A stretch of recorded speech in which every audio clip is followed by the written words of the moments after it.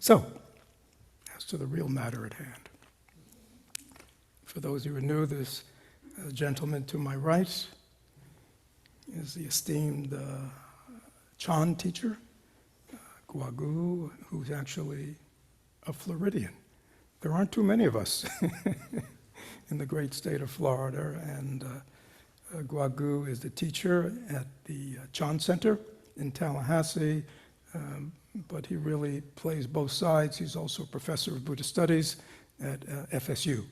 So he's a wonderful combination of practitioner who's practiced the Chan, which is the Chinese for Zen, for those of you not familiar with the term Chan. Has kind of both sides, both the deep, profound understanding of the method and the practice and the realization, but also very intelligently oriented toward Buddhist philosophy and teaching. So it's an honor to have him. He was supposed to give the Dharma talk this morning, and yet at the last minute he said, "No, I don't want to do that. I want you and I," talking to me, he wanted both of us up here, and perhaps we're just finishing up a 3-day retreat, and so perhaps he's done with formal presentations. So this is your opportunity, both here in the hall. Again, this is not theoretical. So everybody is here for real life issues. There's a reason you're here today. There's a reason you're here today for the first time. There's a reason today you're interested in spiritual practice, meditation. There's a reason your mind may be encountering Buddha Dharma. Okay? You're looking for something to better change, transform, heal your life. Right? That's why we're all here. So, this is an opportunity. You're all reading, you're all practicing, stumbling around. Questions. If anything, so just stop a second, anything is not, do you have any questions about? Meditation practice, mindfulness, Buddha Dharma, spiritual practice. How do you apply it to here? How do you apply it to there? I got this issue. How do I apply it, okay? I would imagine everybody has questions, okay? So please take a moment to reflect, and then you'll have an opportunity to ask your questions. People in the hall will raise their hands like this, and a mic will come around. That's so everybody online can hear. And people online will chat their question into Brent, and Brent will relay that to us. Anything you'd like to say, Master? It's all good. Go good? Yeah. So take a moment just to reflect, and when you have a question, just raise your hand like that. And again, don't be shy.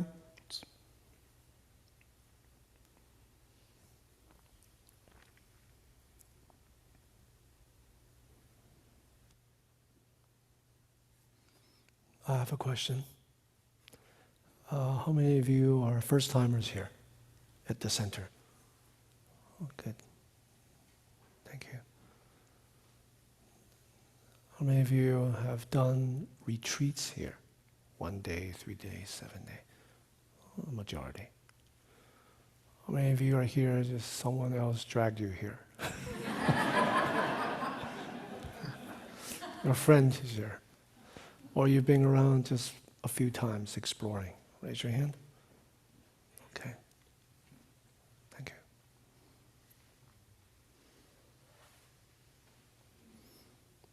Do you all have a method of practice?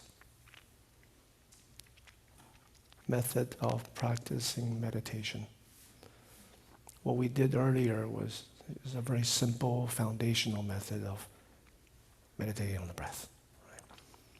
So what we did was prime the body, tap into the feeling tone, because our undercurrent feeling tone is what dictates our perception and shapes our experiences.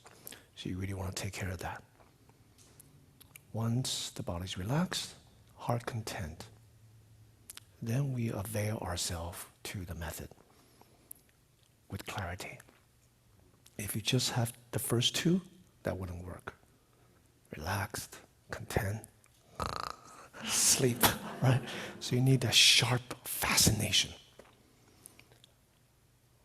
Fascination with the method. Remember the junctures of the inhale, exhale, and that gap. So then our scattered mind, with great interest, will start to, all the thoughts will coagulate, develop from scattered to concentrated, concentrated to unified, unified to letting go of all vexations, including selfing and othering. So without that foundation, it's probably very difficult. For example, let me ask you, how many of you meditate, sometime good, sometime not good? It's kind of like hit and miss. Raise your hand. Yeah. All of you should be raising your hand. That's because the foundation must be there. And also daily life. Meditating once a week, hit and miss. So if you're always relaxed and grounded, even in daily life, heart content, and then avail yourself to whatever task at hand, that would be your method. If you're cooking, working, even researching, thinking, relax and ground, so you're embodied. Nowadays, most people live in their headspace, right? And we're living a different time. It's the age of the internet, where fragmentation, dissension, contention are amplified. Right? So things come at us all directions. And what we're being kind of encouraged to do is to not miss out. Isn't there an acronym for this? FOMO. Right? FOMO. Right? So we want to be connected. Actually, it's just distraction. So it amplifies our grasping, rejecting. So most people are disembodied. They don't really know how they actually feel. They don't really know the undercurrent feeling tone that's actually shaping your choices, shaping your perceptions. It's just automatic. Right? So slow it down. Embodied in your skin, comfortable, grounded.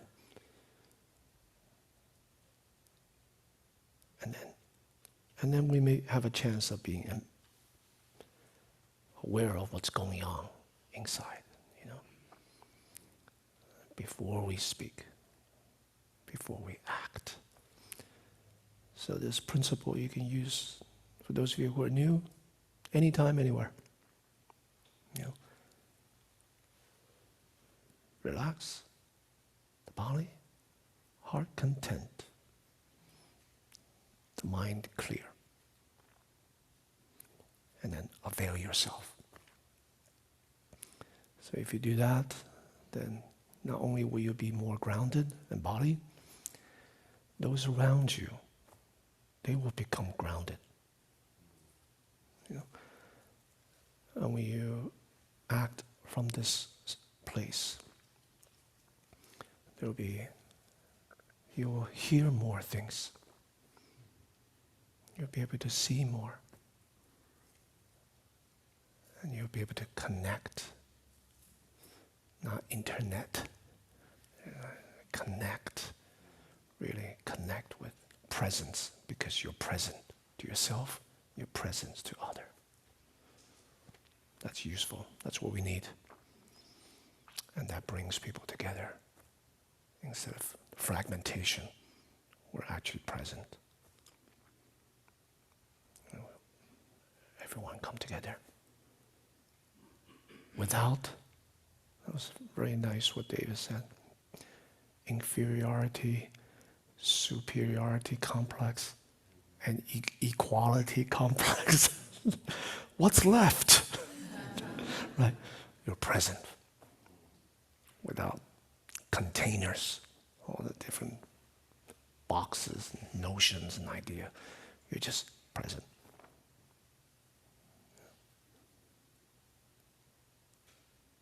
Okay, I'm done.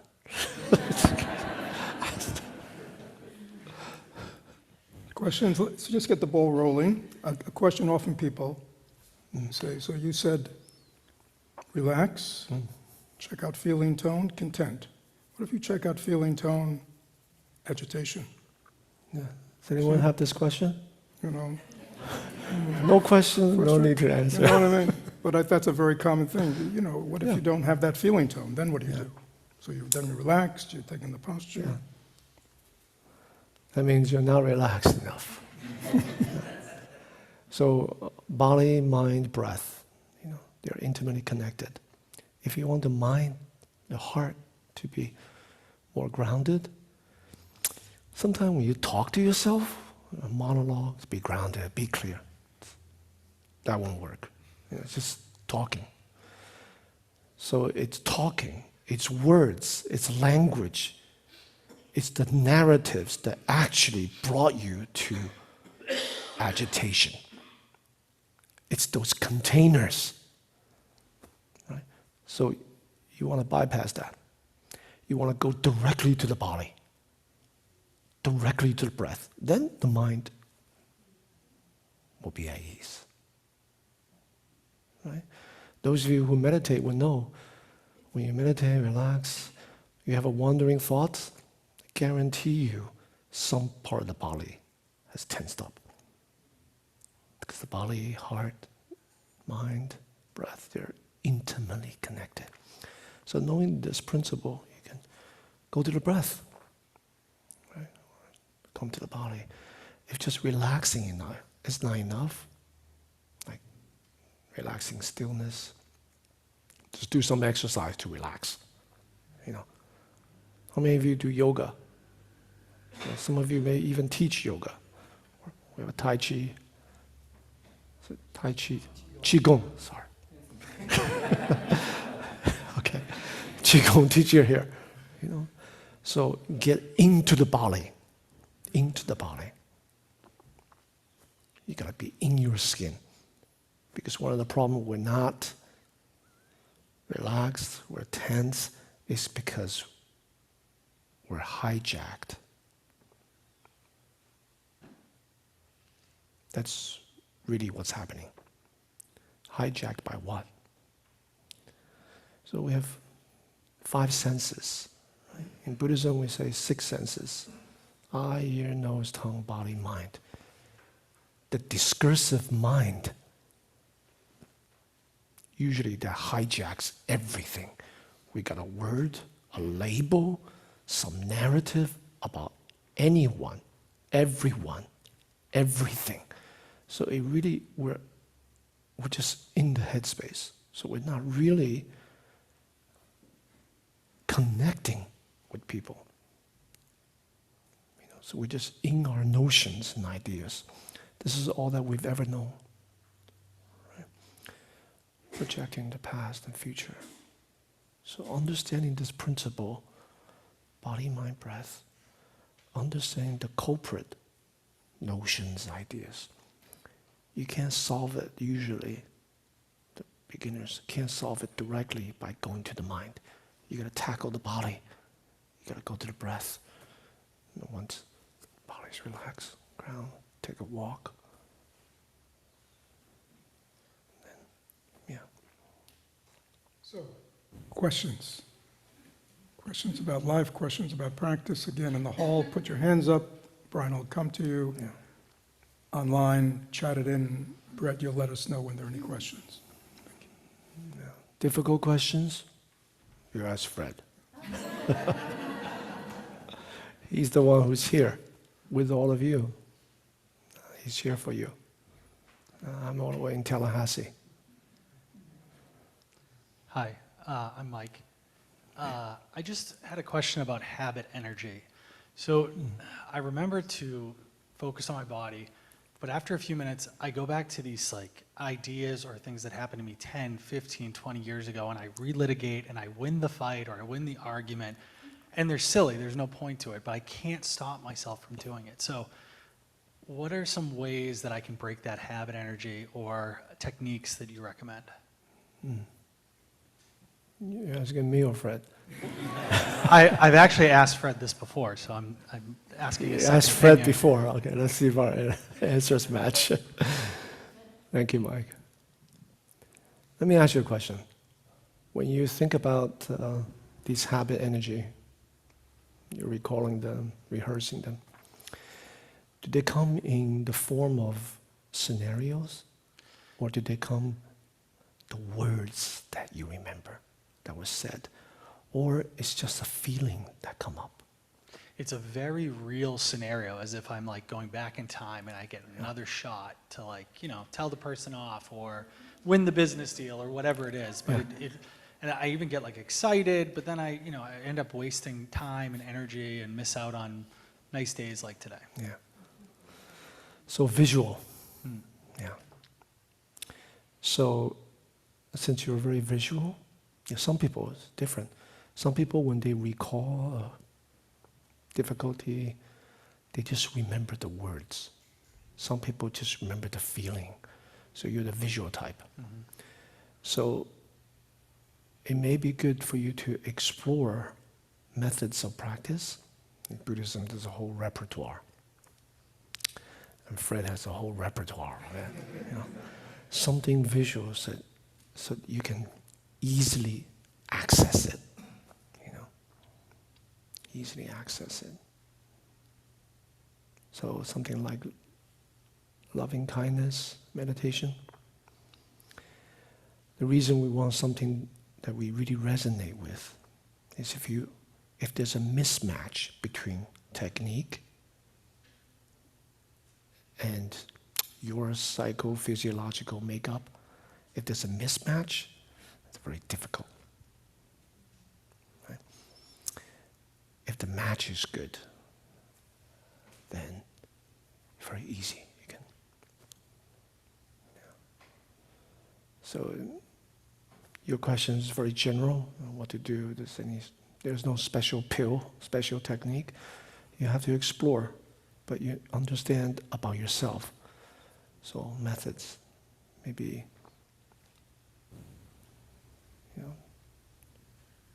take care of yourself first. Visualize yourself at any age that you can recall, smiling, relaxing. So you bring forth remembering of yourself at a time when you're happy. And then when that scenario comes, and says, wait a minute, take care of myself. And then allow that visual entry point to meander into your feeling tone. That feel good? It's okay. It's all good. Shifting your feeling tone, very important. At that point, you're hijacked. Right? So you want to shift the feeling tone. Bring yourself content, grounded, smiling. And then you go back to your method of practice, sitting. And non-meditation time, if you're having a cup of coffee, a cup of tea, you're drinking, you're sitting casually, you can also use that. Except afterwards, you picture the scenario differently, only after you're grounded. Otherwise, the visual aspect of you is hijacking. Right? So only if you're grounded, And then your perspective, because your feeling tone is changed, your perspective to others, those people, will change. You wish them well. Yeah. And then you draw boundaries. You draw boundaries. People that are manipulative, people that are very difficult. Yeah. It's not like you wish, well, okay, take advantage of me.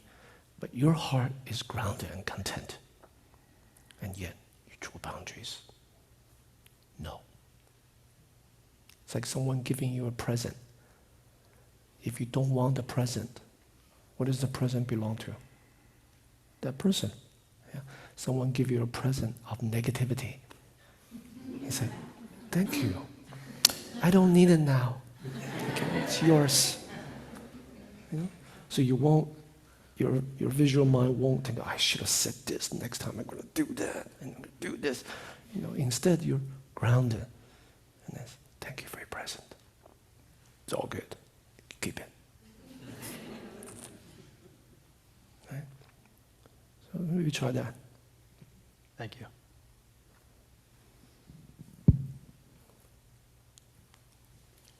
We have several online.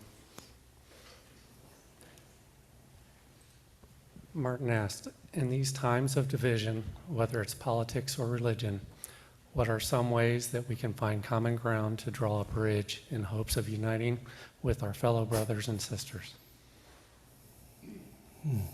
Yeah. The question itself has the answer. The way the question is framed. So thank you for answering. Yeah. In order to draw common ground, we have to be grounded. Otherwise, no common ground.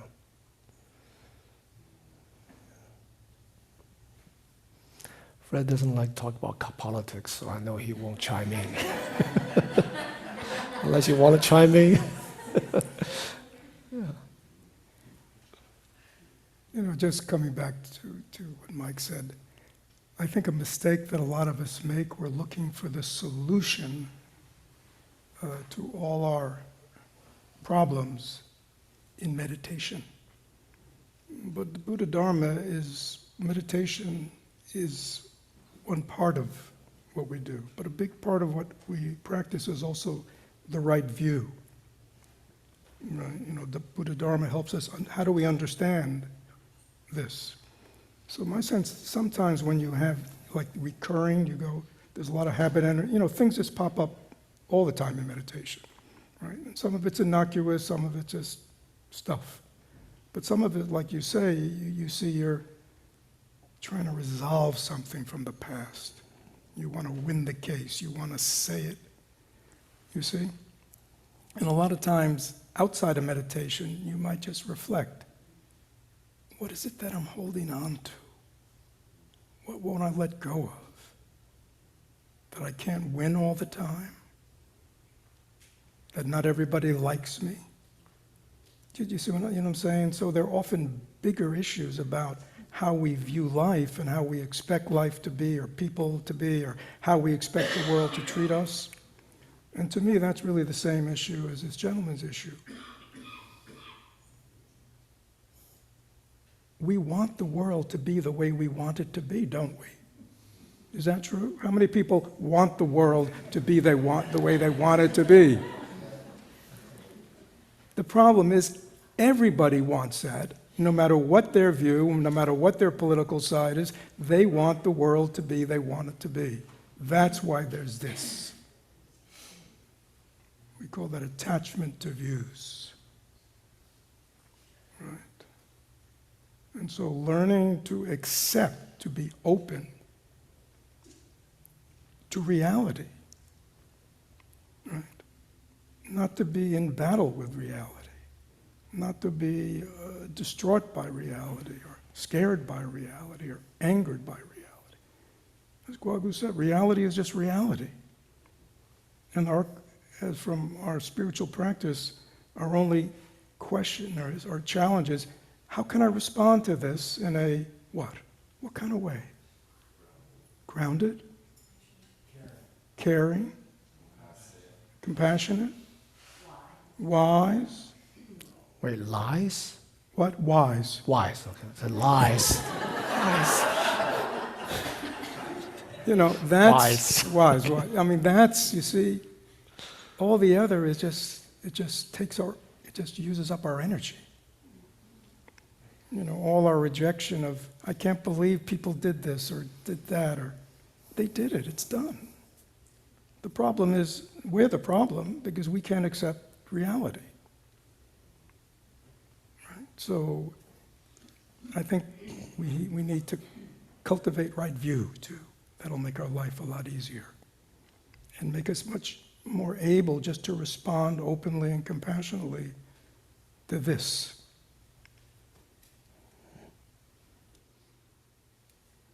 I would add that, you know, views are very important, but I tend to be very socially engaged. So we have to pay attention to the causes and conditions of how things occur. And on the one hand, wisdom can dissolve our own vexations, attachments. Compassion relates to others. There are no enemies. There are no othering. But in order to engage with others, we have to learn to work with causes and conditions. You know, things come together because of causes and conditions. So it takes recognizing what is at stake, recognizing causes and conditions. Sometimes we have to adapt to causes and conditions. Other times we have to wait for causes and conditions. But sometimes it calls for creating the causes and conditions proactively. Right? So recognizing, adapting, waiting, and creating. Right? So wisdom have no vexations. Compassion, there's no othering. Still, there's just causes and conditions. There's miraculous causes and conditions. So sometimes it requires us to stand up. It requires us to create the conditions that makes it possible. You know, I think Thich Nhat Hanh said,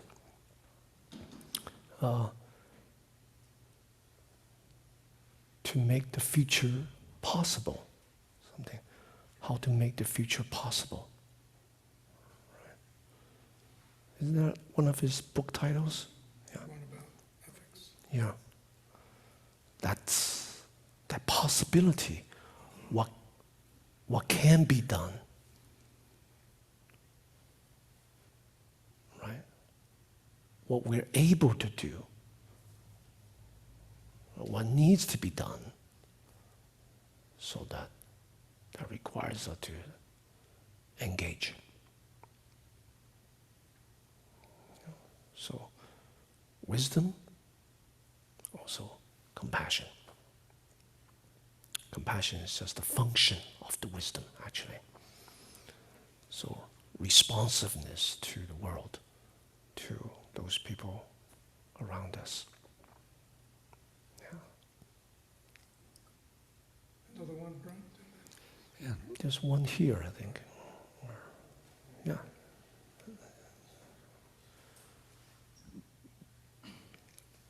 Thank you, Guo Gu, for coming today. I wanted to ask both you and Fred regarding this.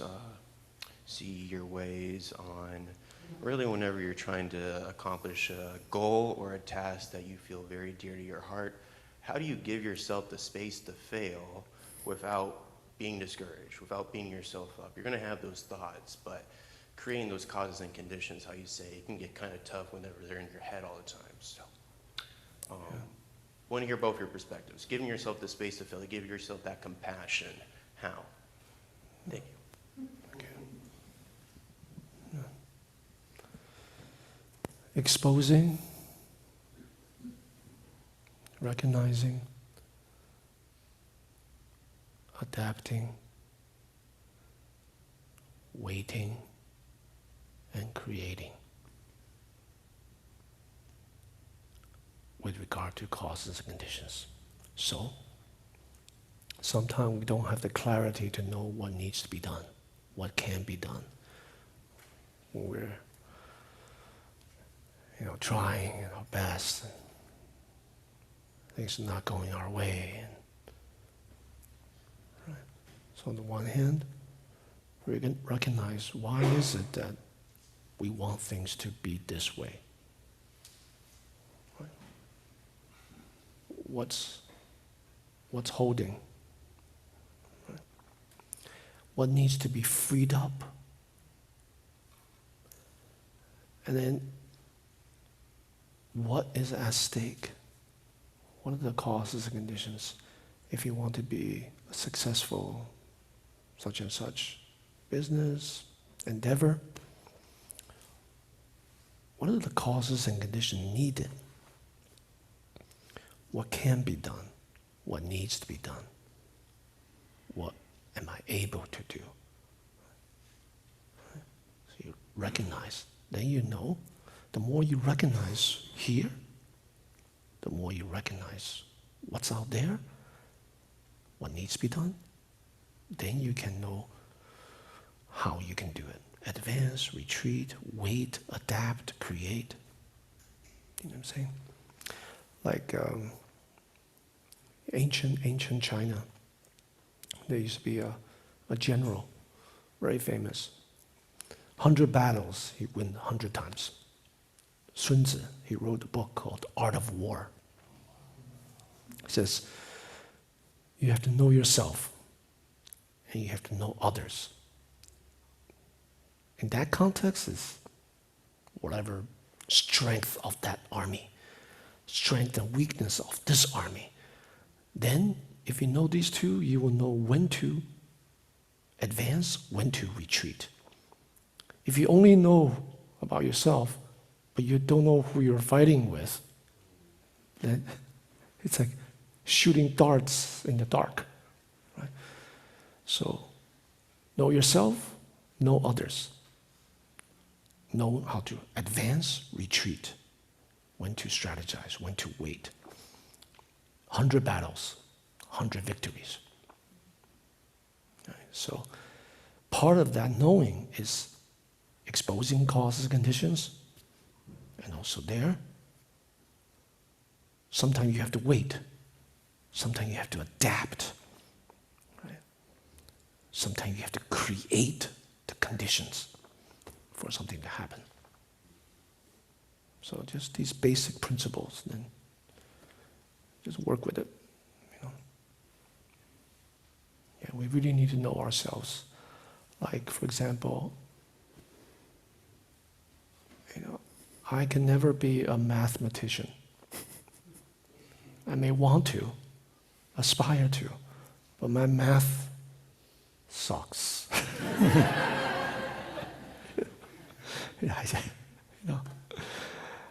And so we have to know what needs to be done, what can I do? You may aspire to something, but then,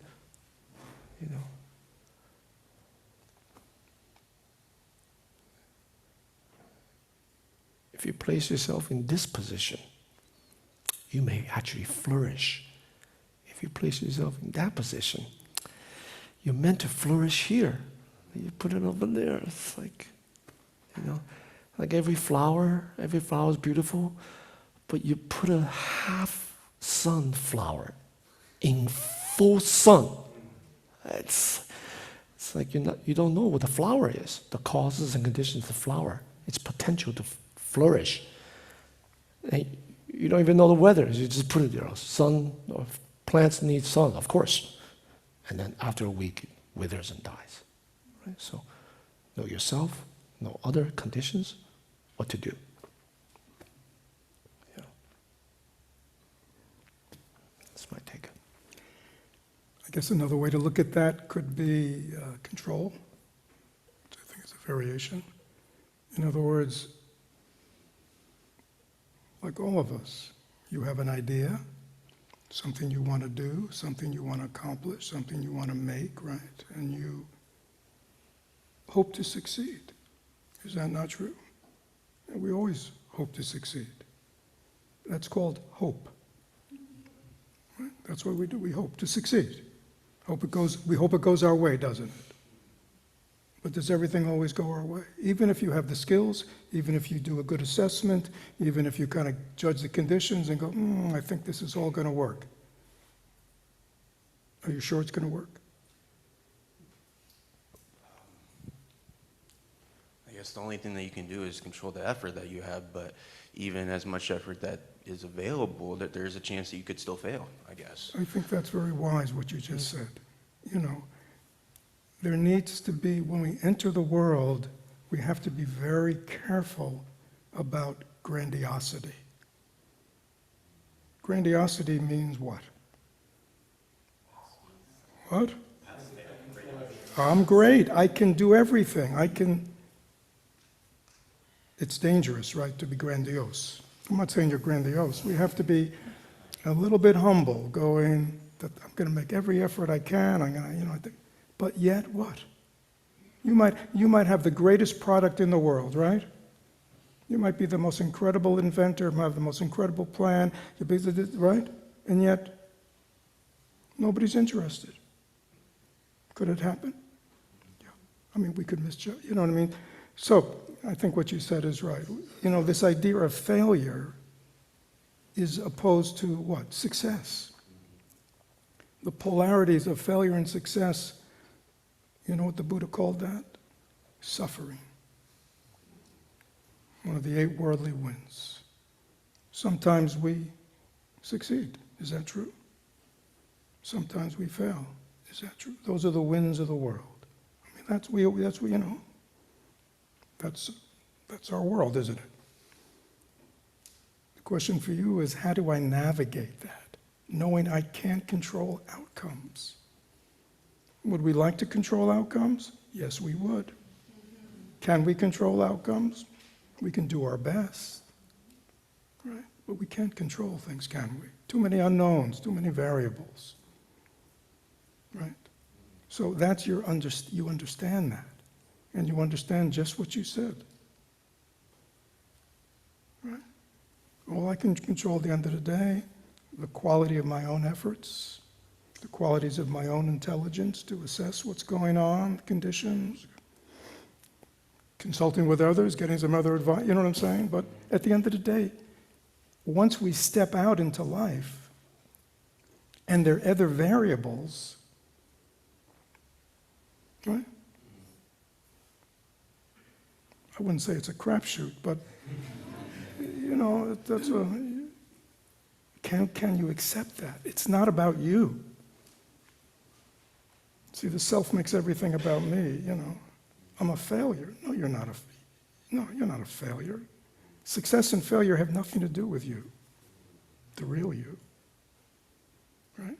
But once you enter life, just parenthetically, sitting here, I remember when we bought this rundown, dilapidated, rat-infested church on Nebraska Avenue. You know, we had a small sangha. I mean, we had been renting space in a yoga studio. It was like, and I remember Alex, one of the good men who are involved in this. He said, "Fred, but we're doing all this work to renovate and this. I mean, what if nobody comes? What if it's a failure?" You know, my response, I don't know, Alex. Maybe we'll open up a B&B or something. I mean, we'll do something. You see, failure is not the end. We create these things in our mind. If I fail, you fail. Hopefully you fail. It hurts. Then you wake up the next day and you say to yourself, today's a new day. What do I want to do? Can you live like that?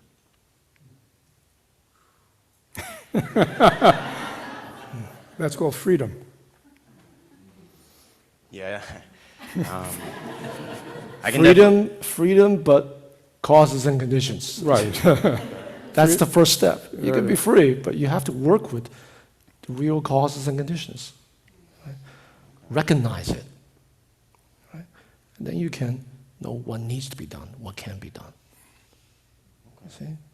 Fred is dealing with the attitude, our heart.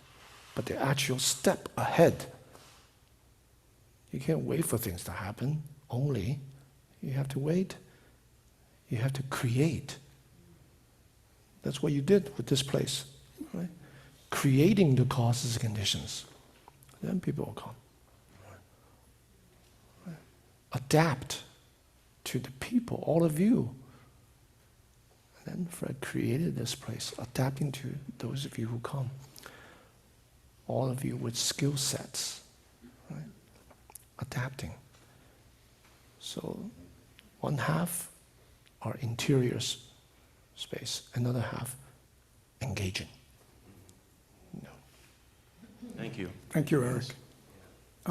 Brent, do you have? Yes. Jeff asked, not uncommonly I get stuck on the constriction in the breath and using counting breath to help it release. Your suggestions. I didn't really I'm hear not sure either. something Could you- about what's- construction, the breath. What's the Constriction, so. constriction? it Say that gets again? stuck on constriction in the breath and use counting the breath to help release. Using counting the breath to release constriction with the breath. Yes. Yeah. Not a good idea, I don't think. Yeah. Usually people feel constricting the breath because they're counting. Every day when they're breathing, the breathing is fine. As soon as they sit down, now you have to count it. Then it's like, every once in a while you gotta take a deep breath. That's a sign that you're constricting the breath. Yeah, so if you find yourself counting the breath and you're feeling constricted, it's best to do something not related to the breath. Even if people work on the breath method, as far as you're concerned, just the sensations. Just the sensations. That has nothing to do with inhale, exhale, how fast you're breathing, the pace of your breath. All you care about is the different qualities of sensations. Cool and warm when it goes out. Smooth, silky, and a little bit turbulent when it goes out. These are all actual sensations. So just sit back and enjoy the different qualities of sensations, just notifying them.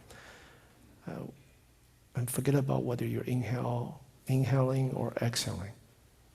Yeah, like it's just sensation as opposed to breath meditation. You know, then the breath will just harmonize. Plus, you gotta do the foundation. The body's tense. You don't take care of the tension spots in the body. You don't take care of the feeling tone. The method is ineffective. That's why those of you raise hands. Sometimes you get it, sometimes you don't, because the conditions are not there. See? Conditions. So if anything happens, you want to make sure conditions are present. At least the ones that we have some level of control. Can't control the outside, but relax, relax. You know. Yeah. Okay? Next is, how do we deal with anger and fear when it feels overwhelming?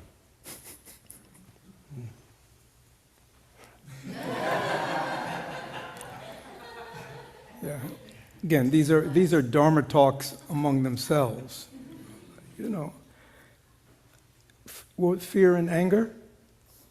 Yeah. So this is the problem. You see, it's like somebody saying, you know, going to the gym and saying, you know, how do I lift 150 pounds?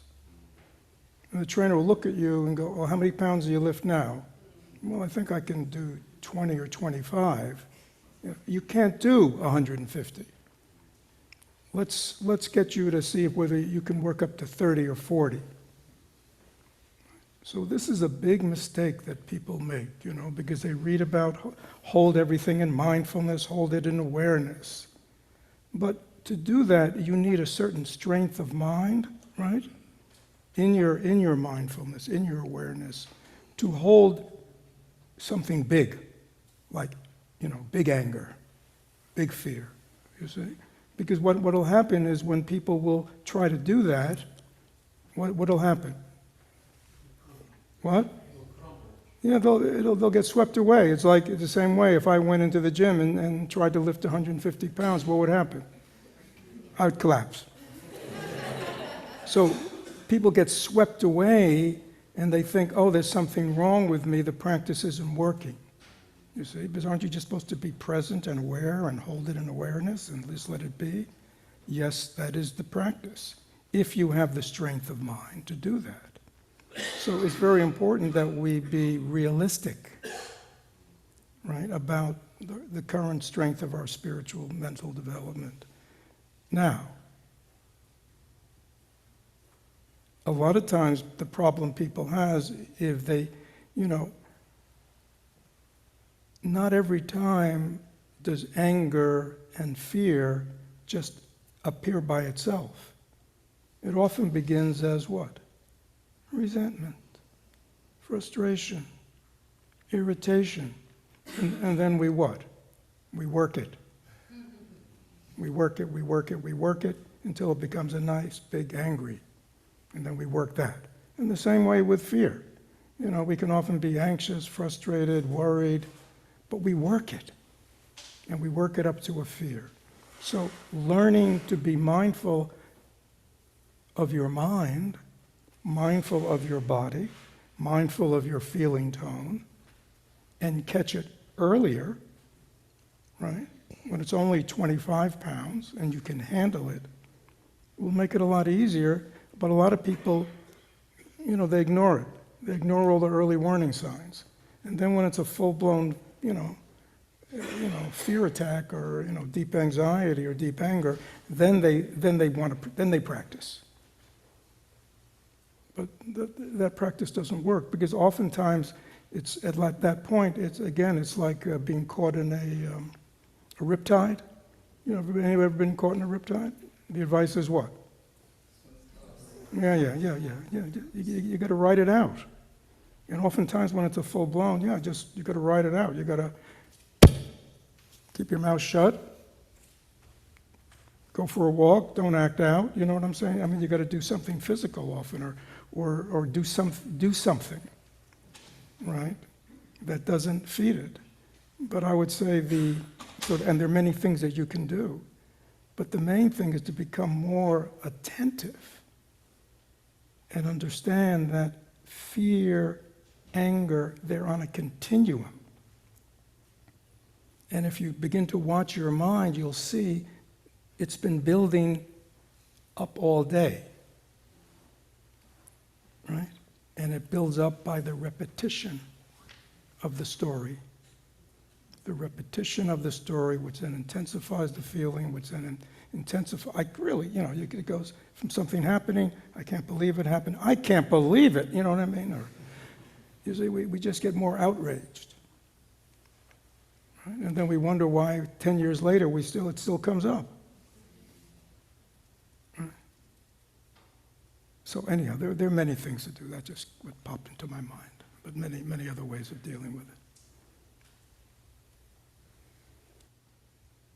In the hall again?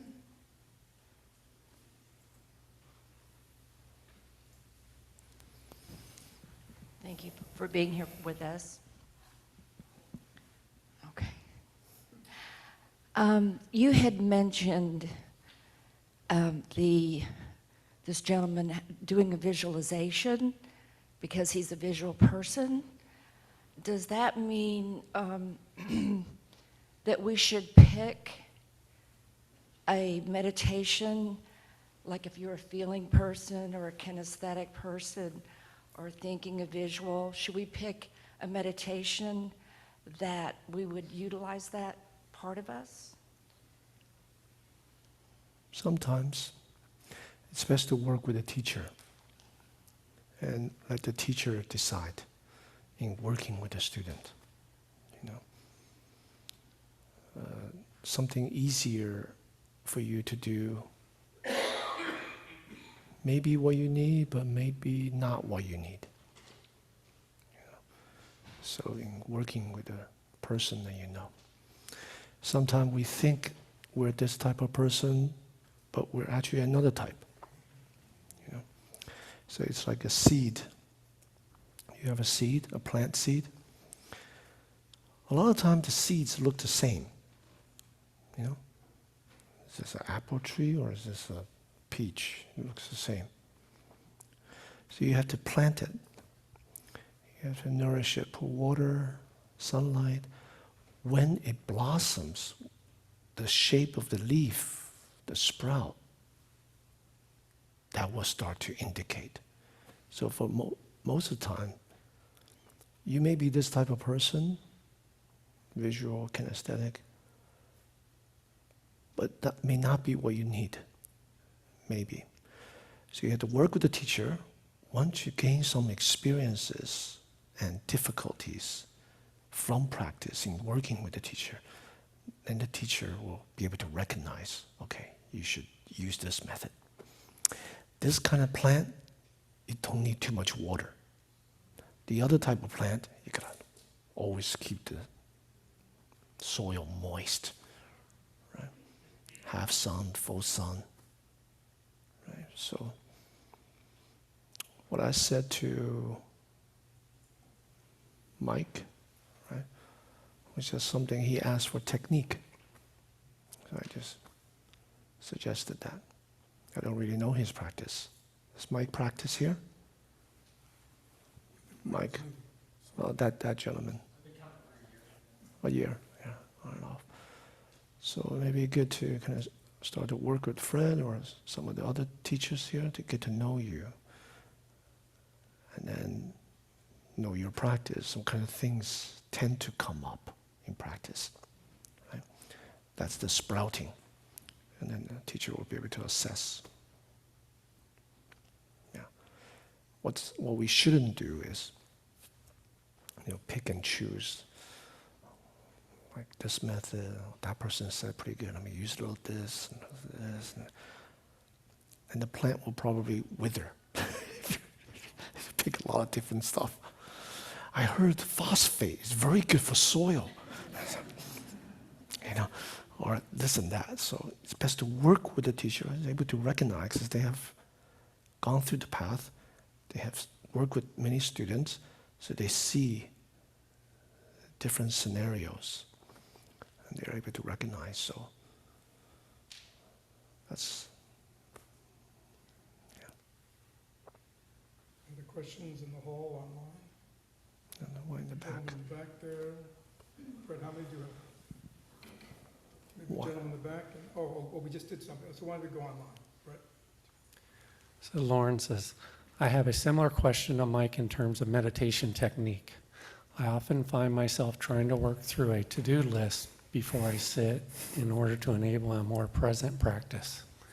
At times I feel I found meditation life hack, but recognize this is probably something I should work to unravel. Are there any recommendations on where to begin?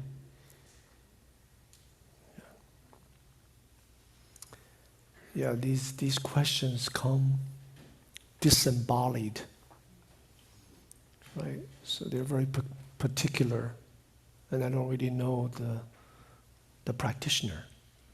I don't know the plant. So my general intuition is that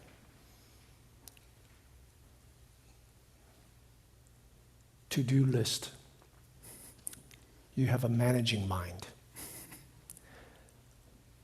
How many of you have managing mind? Right? So you gotta see if that's what's going on. Work with the teacher, expose, and then you can work with it. One thing with the managing mind is it may not be wise to give them a lot of tasks to manage, you know? So I will be careful. But if a person is a very beginner, yeah, give them some tasks to do.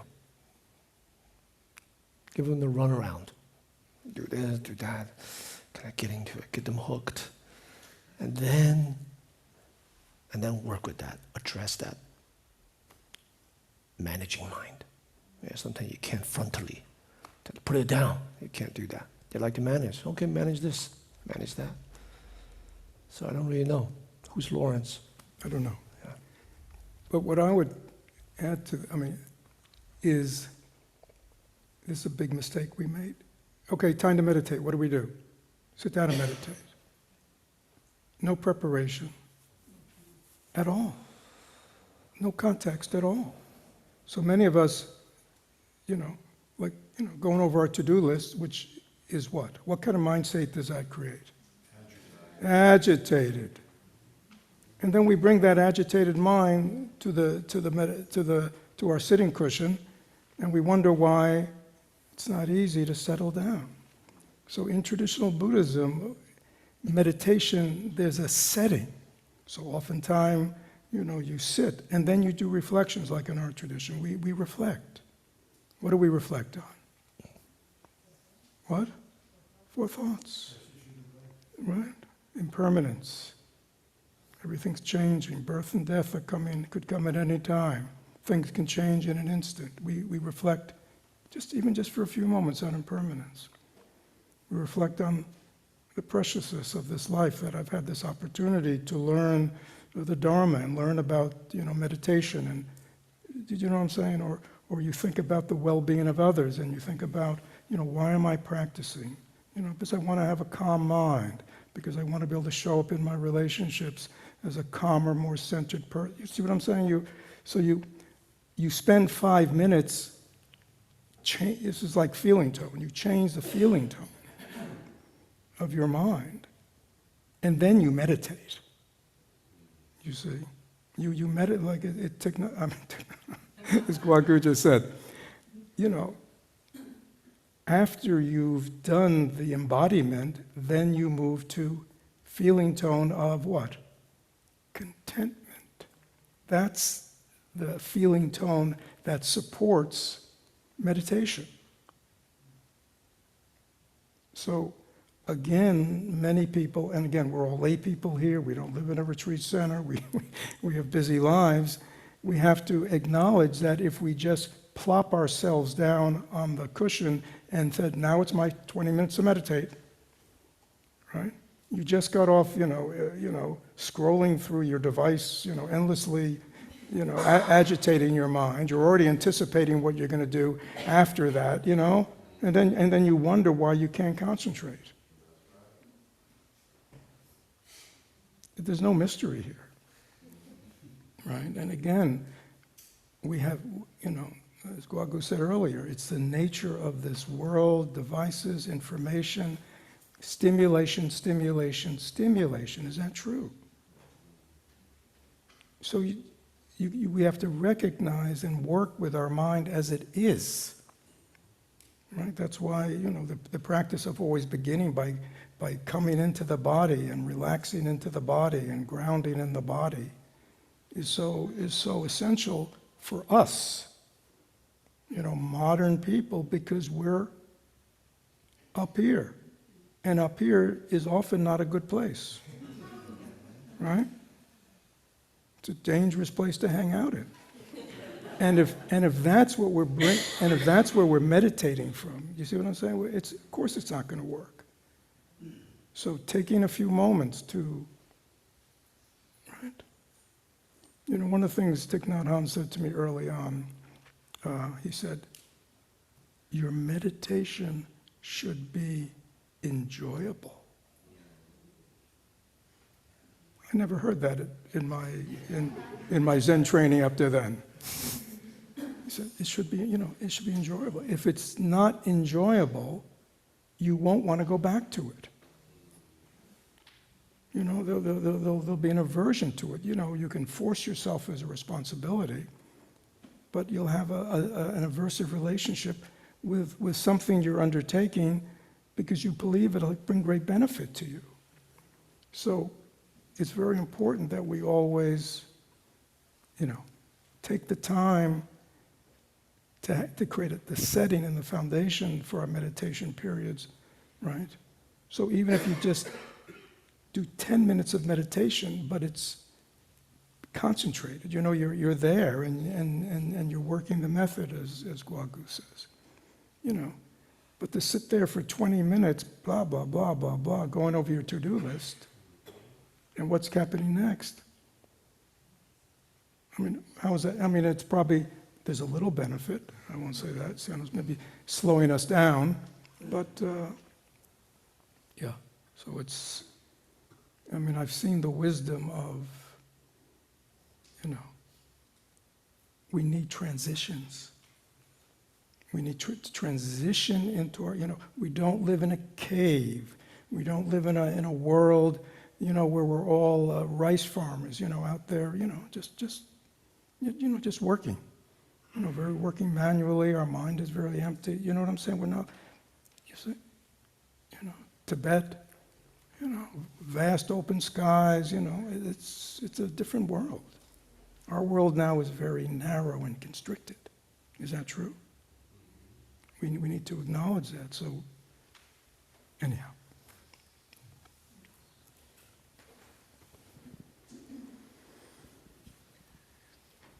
Early on, there was a comment about curiosity, intense curiosity, as you become grounded.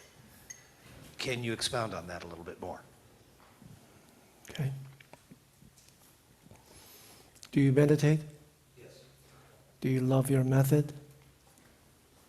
Most of the time. Yeah. It's a kind of love, it's kind of interest. So that needs to be cultivated. You have to enjoy the meditation. So if you're uninterested in, or you're just doing in like a routine, like a job, a chore, then the meditation is probably not effective. So various ingredients must be there. Curiosity, this not knowing, this juncture of being open, availing ourselves to this, that draws in, collects the mind. So that's an entryway. Right? So, when you sit, it's like an appointment with yourself. So when you sit and you prime the body, feeling tone, and then you develop. So just because you're relaxed, content, you could fall asleep. So you need the other ingredient of wonderment. Right? I did a whole retreat, this past retreat, basically around this idea. So you can ask some of the retreatants for details about that. Basically, you gotta be captivated, you gotta enjoy, you gotta be interested in your method. Right? Like anything else that you do in life. Yeah. Curiosity opens. If you say, I can't, I'm just doing this just because I'm doing this, the door is open. Curiosity allows possibilities, yet you don't know what's coming. So you're right there, waiting, observing, attentive. That develops concentration. Do you have pets? What kind of pets? We have a cat, Misty. You ever see Missy, your cat? Imagine Missy the moment before she pounces. No, imagine, I'm sure you don't have this. Imagine you have a mouse hole, and Missy's right outside. But before that, her butt goes. See? Like that. So if Missy is a lazy cat, it's like a mouse run around the house, that's okay, go ahead. So meditation, it's this balance of relaxing into vigilance, wakefulness. So then what you're cultivating is the simultaneous practice of stillness and clarity. Too much clarity leads to a lot of things, wandering thoughts. Too much relaxing, we all know what that leads to. So you have to strike a balance, relax, ground. You have to have that ingredient, great interest, wonderment, with regard to your method. And then no mice dare to come out. No wandering thoughts dare to flourish and amplify, right? Because you're so fascinated with the method, the texture, the embodied experiencing, then concentration develops. Does that make sense? There's a lot to learn from Missy. It does. Thank you. Yeah, let me just add one quick thing, just so it's clear. To enjoy your meditation practice does not mean that every meditation session will be enjoyable. Yeah. Sometimes it's not enjoyable. Sometimes stuff comes up. Anybody have stuff come up? Sometimes you got to deal, you're dealing with yourself, right? So sometimes, it's not like, and sometimes it's work, right? You work with Guo Gu, he keeps you agitated all the time, right? I put people in the pressure cooker. Yeah, you see. So it's our relationship with the process of meditation. That's enjoyable because we know it's beneficial. It's good for me. You know what I mean? It's taking me to a good place. I know. You see, we have our relationship with our spiritual practice has that kind of energy, right? But I just want to go, it doesn't mean that it's always going to be hearts and flowers and, aromatherapy. It's not going to be like that. Maybe time for one more in the hall or online?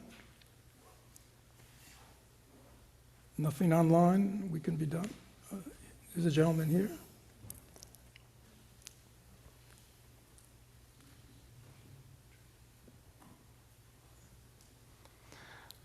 So someone who is like new to this, right? It seems like meditation is like a way to reflect on your day, or it's like a reprieve from everything that's been happening in life. Is there like methods that you have for the rest of the day? Like I'm at work right now, something like that, or I guess like a wakeful meditation, you could say, where it's just like, I need it right now, but I don't have time to meditate. Is there anything for that? So let me just say, we can't answer that today. Yeah, that's why we're all here, exactly for that. To learn all that, meditation, formal meditation, how to apply it in our daily life, how to transform, heal, that's what it's all about. So you're in the right place if you're interested. And there's Raven, you had last question? So on retreat, you had spoken about something to the effect of, during times like these, in quotes, people kind of pull back and deepen their practice. And I was just curious if you could expand upon that, like, I see a lot of new people now. I do a lot of new member stuff here. It seems like people are really looking at spirituality, but I think that because that's the world I live in. I don't know if that's true or not. And then I think, are we, a bunch of us going to pop up like cicadas in 17 years? And any prophecies? ask Fred that. Fred said something to me very interesting just before. He says, you know, our current public, our current administration is very good for business. So please elaborate on that.